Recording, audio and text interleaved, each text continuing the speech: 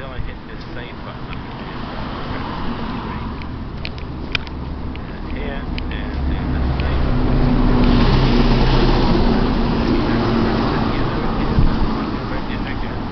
This is the waiting one. It's clear to start with. It goes sort of amber and red. It says, I know I'm taking a while, but keep with me. I am actually busy doing this for you, and letting you know that it's carrying on. I can also move this across in here to make the LPAR capped or not. This will be capped. We'll notice the ribbon is currently.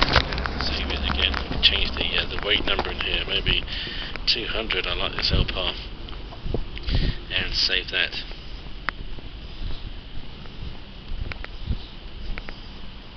Okay. You can see these things popping up, and here's the little reminder, just the little numbers in there as well. Okay, more general things in here. That's memory. Sorry, that was processors. Here's memory. Similar sort of deal. If you allocate more memory, it actually tells you that this operation may take time to complete. Well, that's not strictly true, because adding memory is pretty quick. If I say cancel that operation, take it back to, what was it set to, 4. If I took this down to 2, then it could actually take quite a long time and have to page out a whole gigabytes of memory. If you don't like this ending up with sort of funny numbers, you can actually just put it in here and hit a number and do it that way. Okay, also this is in gigabytes. If you want fine tuning, you can move this over to megabytes in here.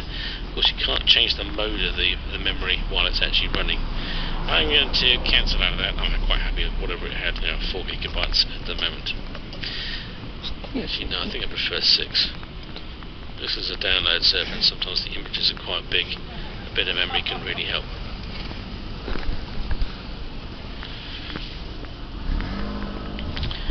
Further down in here, let that clear off. Then we got the physical I/O, and there are none. This is pure virtual. Pretty obvious as we went to simplify the remote restart on it. Then we got the virtual networks. Should only have the one, 62 VLAN. Okay. Virtual NICs, none at all. We could add them in here and select on one and define what it needs to be in here. We won't do that. It takes too long. Virtual storage. Again, it's giving us little warnings. I'm busy, I am working, give me a second, and here we go. So this is the virtual SCSI devices. There's no physical devices on the VAO server from here, the LUNs or logical units, logical volumes from the VAO servers. In here we have a shared storage pool, which is what I'm using. Actually I have 2, one's a boot, one's for the files, and a terabyte disk for all my files that I've downloaded. I can click on this and do particular operations, view device mapping, connectors, remove, whoa, no, that would be disastrous, increase in size, because it's a shared storage pool, I could just grow it, and I can actually migrate it between 2 pools on the fly as it's actually running. No logical volumes in here. If you go back to the top, remember the tabs disappeared. There's no virtual fibre channel set up at the moment, and we've got virtual optical devices in here. There isn't one. I could add one, although it would complain bitterly if I did that, because it has shared simplified remote restart set on this. I've set that on earlier, and you're not allowed to have a physical adapter if you're in that mode, because the simplified remote restart won't work if you're physically attached to virtual DVDs in the VAO server.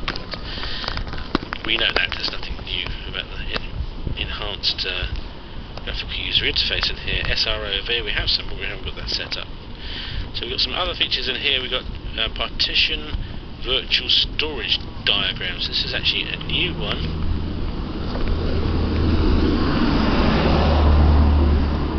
It takes a little bit longer than some of the other requests.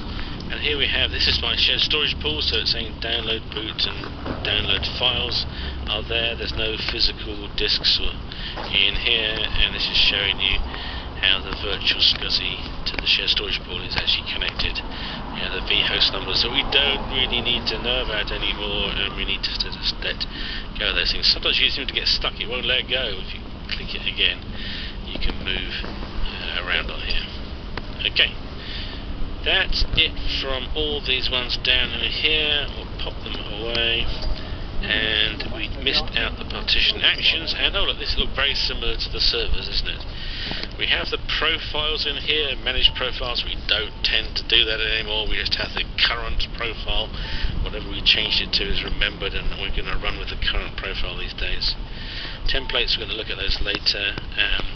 Virtual consoles, I tend to do SSH to the HMC and then use the VT menu to get to my console, because they work properly with things like N1 will draw lines rather than lots of letters around the side. And here's some of the oldest ones with the restart and shutdown. We saw how to get to those directly. Here's validate, that we knew that was there already. There's a spread. So most of that was available. Well, that's the virtual machines. Now the hot partitions, what I want to call done. Next up is the virtual IO server.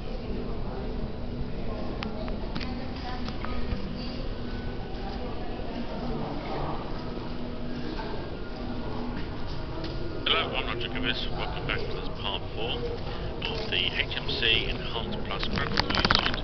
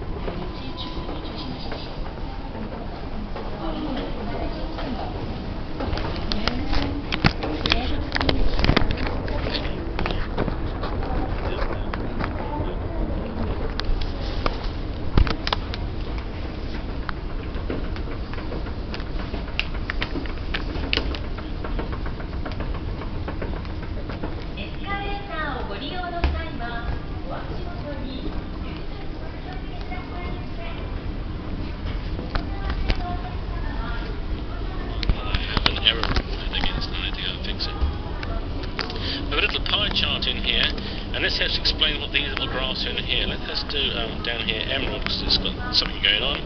In here, if you click on capacity, we're going to pop up, and these three little graphs are in the same order. You can see they look the same, and they actually have the same numbers. So it's processor, memory, network, and storage is what's going on in here. We've got some much more information in here. So we actually got 16 installed. In this case, they're all activated. Model, yes, so it is. So that's obvious. The average is 8.61 in here. It peaked a little bit higher than that. And there's actually 4 CPUs that haven't been allocated to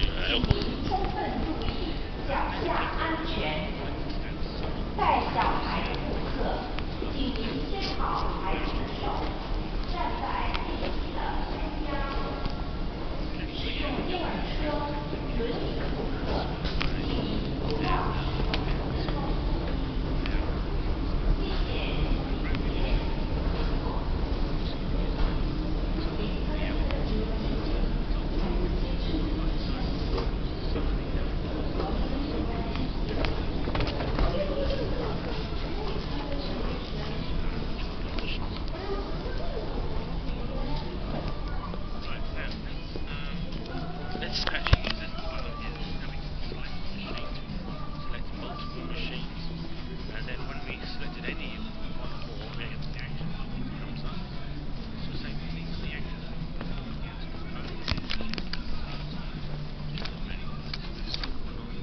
If you have machines in here, then you can't see the buttons to it.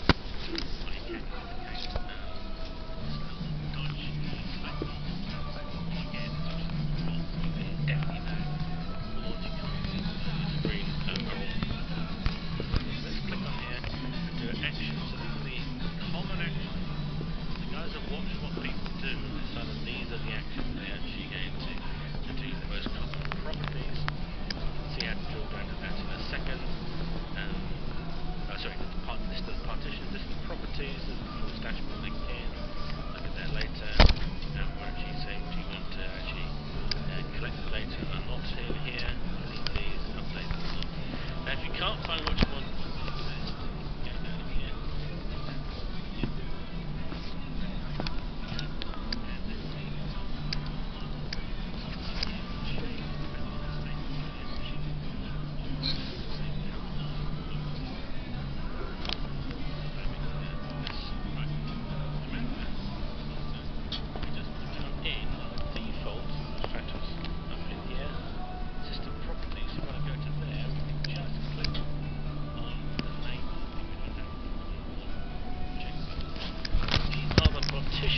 Running on my Emerald server.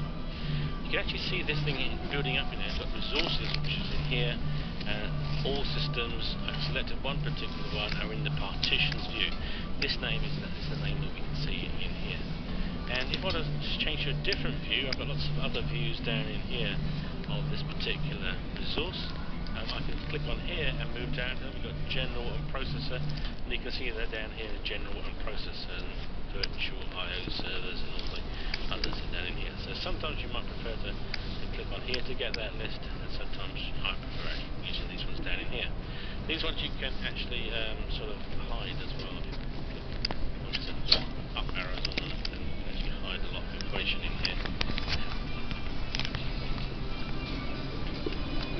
Now, in this case, this is a particular machine. You think, oh, no, particularly if you've got lots of machines with very similar numbers, you have the head in the B, the head in the B. Click on this, the machine. The same view, and it takes you to the other machine.